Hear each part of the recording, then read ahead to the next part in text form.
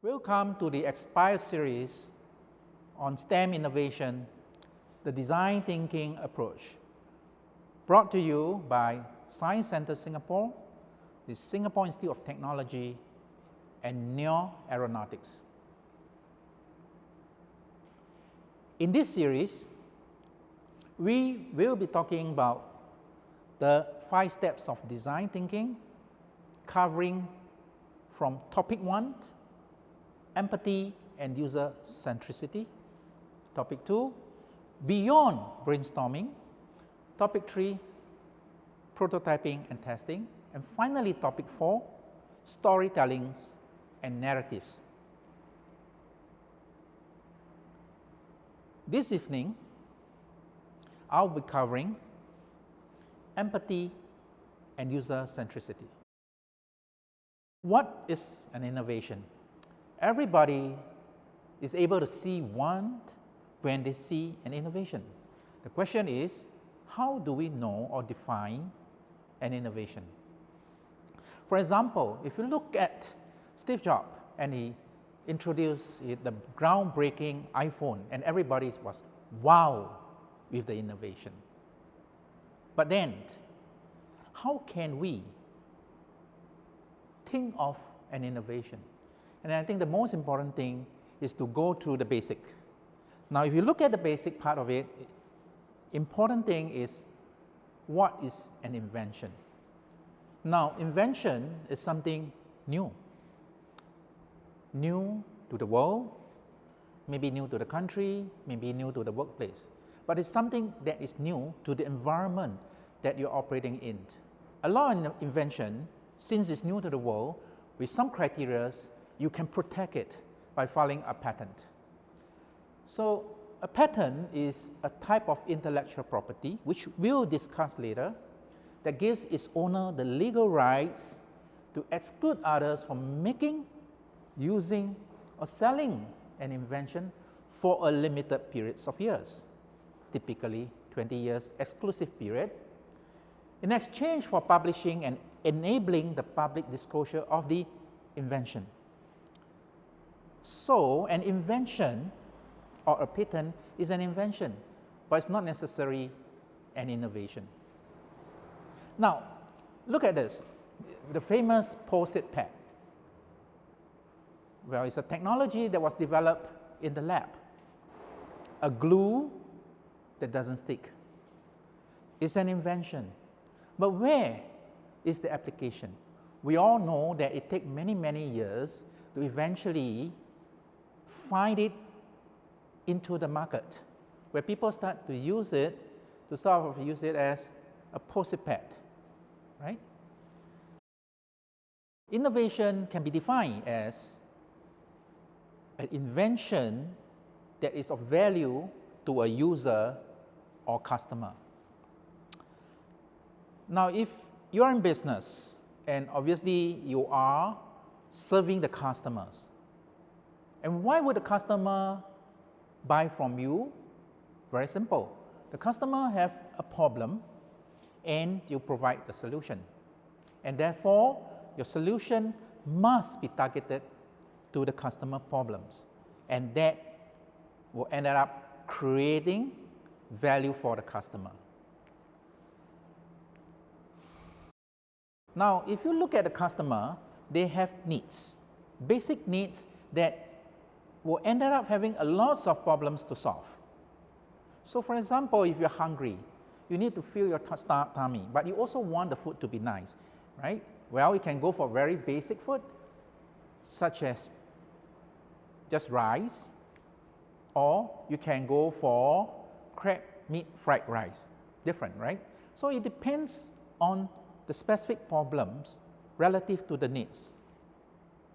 Now, same way, in the business-wise, we provide solution, and that solution can be thought of as part of the higher plane of value proposition. So why do we want to differentiate? Simply because what we want to do is provide value to the customers, and we want to provide higher value by giving the customers a better experience. Now look at The Loomis helmet is invented by a Singaporean while he was studying in Harvard Business School. This helmet, if you treat it as a helmet, then what is it for? But if you see the helmets as providing a safety needs, so the value proposition is safety, then the helmet will have a much more greater value. And therefore, if you look at when the helmet was introduced to the market via a Kickstarter campaign, and Oprah basically said that this is one of her favorite things. And look at the red color wordings. You can't put a price on safety. And this high-tech bike helmet, 22 LEDs that can signal left and signal right on a remote that hooks on the handlebar is what she likes. So we are not providing a helmet, we're providing safety, a different value proposition from just protecting your head. Okay? And this innovation has received one of the best inventions of 2018, where they said, of Time magazine, where it said 50 amazing innovations changing how life lives. And it's right in the middle, a life-saving helmet. Now the question is, how do we come up with such innovation? What is the process?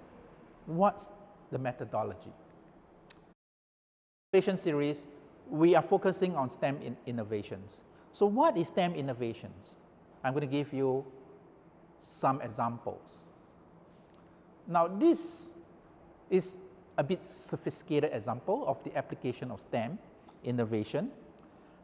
This is known as the Personal Aerial Vehicle, PAV, or commonly people known as a flying car.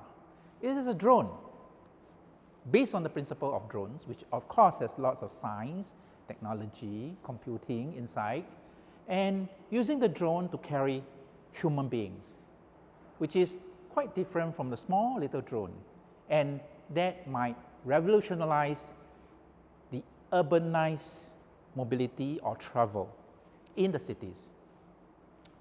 That's an example. Well, as another Singapore invention or innovation is actually the USB drive, known as the thumb drive. Now, the thumb drive is a trademark of Track 2000, the company who invented it, and they filed a patent on it. And everybody uses it, all right? And therefore, it has become part of our life. When thumb drive comes into the market and swarms the world, and everybody carry their data information in the pocket. Of course, you can look at Star Wars. Maybe it's a toy, but it is a wonderful toy where you can do entertainment, and you can buy it off the shelf, where you can use the magnetism and the rolling principles and the electronic controls to come out with a STEM innovation.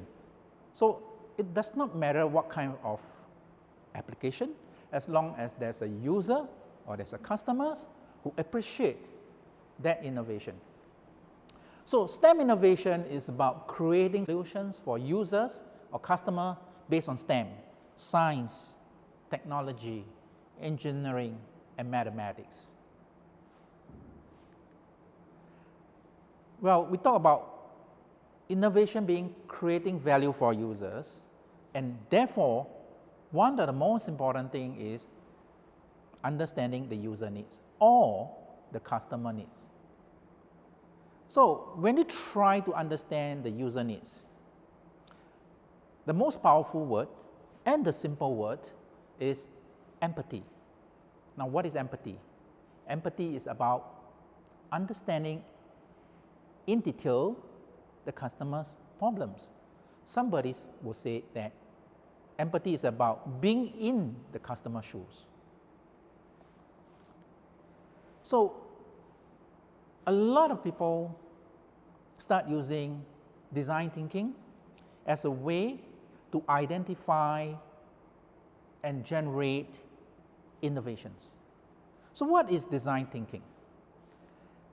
If we look at the Stanford process of design thinking, which is like the gold standard, there are 5 steps: empathize, define, ideate, prototype, and test.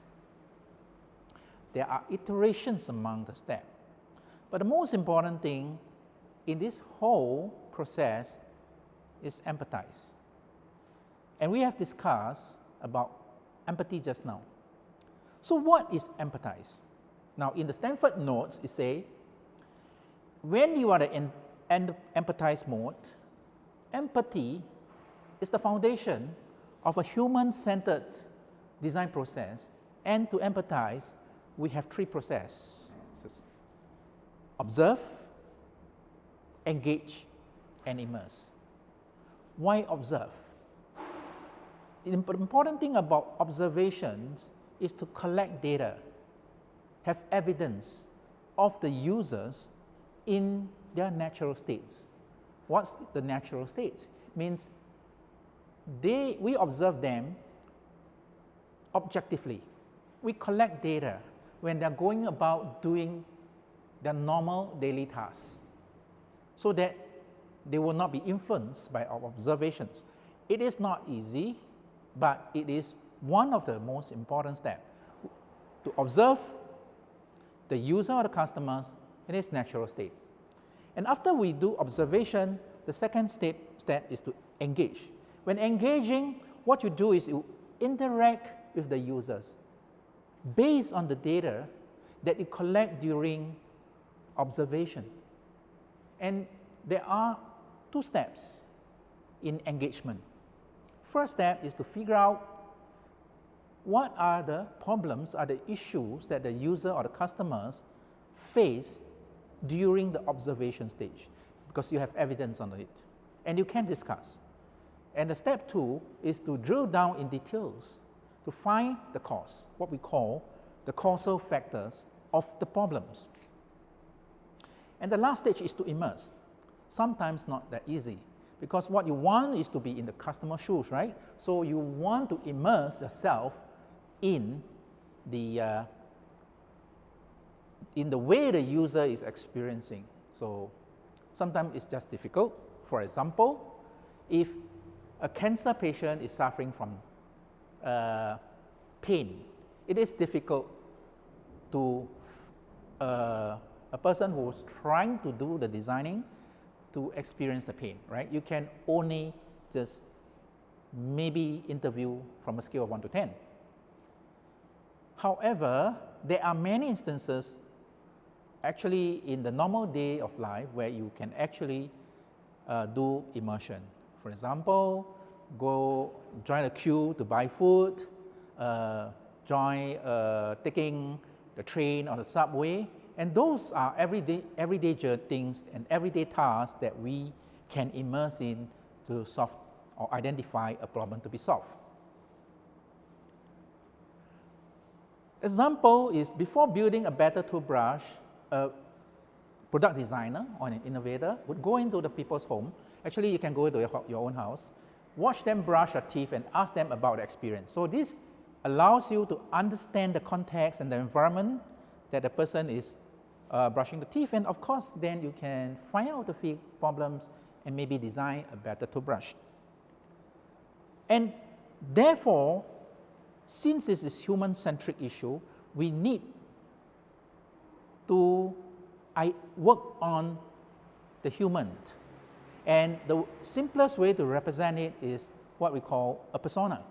Now, persona is a character. Some people say it's a fictional character that represents a type of customer or user of your service or product. Or a persona represents the problems that normal people or the target that you're trying to study is facing. And it's important because whenever I study a persona, I always use a real person, because that's a real problem, and when I come out with a solution, I would have targeted the real persona. But of course, you don't need to use the real names, okay? So always talk to the real person But when you're developing a persona, it can be fictional in terms of name, but the problem is real. So when you're writing or developing a persona, it must be based on the context. So if the issue is about taking a MRT train, you won't want to talk about car, right? You won't want to talk about this person driving a car. This person is about taking trains. And then you develop the persona, where he lives, where he goes, what time he took the train, and all the stuff. So all the characteristics of this person is documented in the persona. And the important thing is the journey map. So a journey map is a visualization of the process or the timeline that a person goes through to complete a task or goal. Same as we talk about a person taking a. So a person wakes up, he goes to the train station, he uses his card to gain access to the station, he walk up to the platform, he stand there, he may sit down, depending on when the train is coming, and he may then just fizzle around, take out his phone, look at some messages, and he's trying to solve some problems, or send email, and the train comes along, and well, he may rush into it, or he may have already queued up, and he enter, and then his journey, does he get a seat? If it's not, is he staring at other people, or is just whole journey he's just staring at his phone, or he sit down and then just sleep all the way, and all these are documented until he get out, right? So that's what we mean by the journey. The journey can be an event, can be an episode, can be a week, can even be a month. It depends on what problems or what issues you're trying to identify. Now, one important thing is that you have to document the start of the journey and the end of the journey, all right? Because it's quite easy to identify everything in between. But when you are trying to document the journey, sometimes it's just not easy to identify the start or end. Why? Give you an example, right? So when a person go to take a train, is it about a problem of a train, or because he wake up and he look at the weather forecast, or he look out the window and it's raining, and then he decided, I'm not going to take a train, I'm going to take a cab, right? So the start of a journey of going to work might be different, depend on certain context. So be careful about the start and the end of the journey. But it is important. And so example will be cycling in the night. So I've shown you that the helmet is about safety, right? So when you cycle in the night, as what the Lumens helmet is developed for, when you cycle in the night, you start, let's say, from your campus and you cycle to home. So you start in the journey, maybe it is the light is not bright, the street light is not bright, and therefore you feel very unsafe. And then you document the whole journey until you reach home. And then you can ask people about why you feel unsafe. Is it because when it's dark, then you're worried about your safety? So the helmet, is it about protecting the head? Or is it about when the car behind you is coming up real close and doesn't know whether you want to turn left, turn right, or you actually want to stop suddenly? So the safety aspect is not about protecting the head. It's about communication, right? Not communication to everybody, right? The problem is to communicate to the guy behind who's driving the car and to tell him your intent. And that's why the LEDs is designed such that it indicates left or right or decelerate, so that the driver behind the cyclist know the intent and can take actions if needed. And that is safety beyond just protecting the head, is to prevent an accident from happening. And that creates a lot more value than just protecting the head, all right? So let's focus on innovation. What's the needs? I think a lot of people, when they talk about innovation, they start focusing on the machine or the existing product itself. And I think that is not the starting point, right? In design thinking, as we said, is human-centric. So you look at this example, is a NKF dialysis center, and you see a lot of chairs and dialysis machines. They are huge. So we all know that for dialysis, a patient has to go there, sit there for about half a day, alternate days, that means 3 times a week, and therefore that's how they get their therapy, the dialysis done. So when we look at existing product, we see no problems. We see machines and we say, oh, maybe we can reduce the machine, maybe you can do other stuff. But that's not how design thinking works. Design thinking don't focus on the existing machine. Design thinking focus on the human, on when the patient comes in, when they have therapy, when the dialysis, when the patient goes out, another day, it comes back again. So those are the things that we focus on. Why? Because we're trying to design things that fits into the human experience. So we focus on the human, which is why the persona and the customer journey maps becomes much more important than the existing products or services. And we all know that dialysis patients, if you interview them, don't really and not interested to come to the dialysis center. If they can do it at home, if they can do it anytime, anywhere, because once you come to the dialysis center, means what? Well, you got to travel, you cannot go anywhere, your routine is fixed, and it's very difficult to find a job that you work for a day and to go out for half a day next day. So those are the constraints, and if we can come up with a better solution, which we will discuss next week, then we'll find that actually doing the design thinking process, which is human-centric or people-centered, is a much better way to derive innovations. I would like to invite you to start your journey of innovation. The first thing is find a problem. It can be big, it can be small, right? I'll say find a small problem.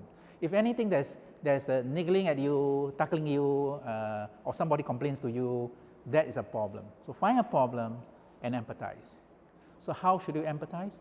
First, create a persona, then go through the process of observation, which helps you to come up with a journey map, interview or engage them to find out the cause of the various pain points, and finally, if possible, find an opportunity to immerse yourself and feel the pain that the customer is facing.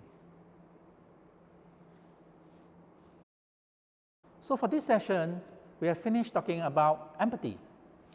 In the next session, we will be talking about defining the problems and also about how to ideate, how to brainstorm or go beyond brainstorming to create radical ideas.